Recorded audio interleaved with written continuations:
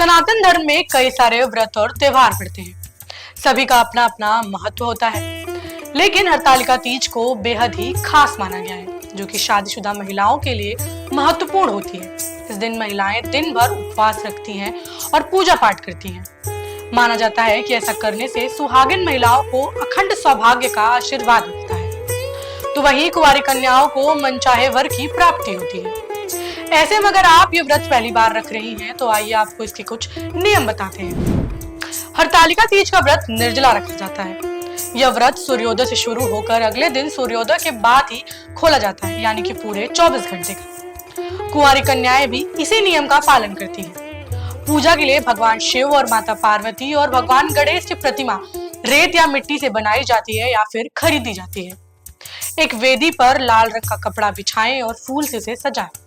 पूजा की थाली में रंगोली, गंगा जल, चंदन, धतूरा, बेलपत्र, फूल, फल, मिठाई और अक्षत रखें। शाम के समय स्नान करें और नए और साफ सुथरे कपड़े पहनें।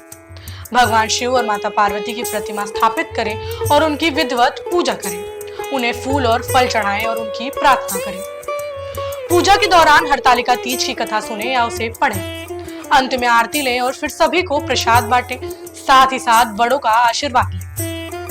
हरतालिका तीज की रात को जागरण करने का भी महत्व है। रात में भजन और कीर्तन करने से भगवान शिव का और पार्वती का ध्यान करें और उनकी पूजा अर्चना करें। हरतालिका तीज का देवी पार्वती से कुछ खास संबंध है। आइए आपको बताते हैं वो क्या है।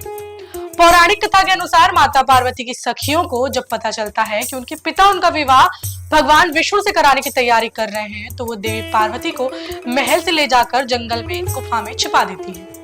वहां पर माता पार्वती ने हजारों सालों तक तप और जप और पूजन किया, ताकि शिव को प्रसन्न कर सके और फिर दोनों का विवाह हो सके। माँ पार्वती के कठोर तप से प्रसन्न होकर भगवान भोलेनाथ प्रकट हुए।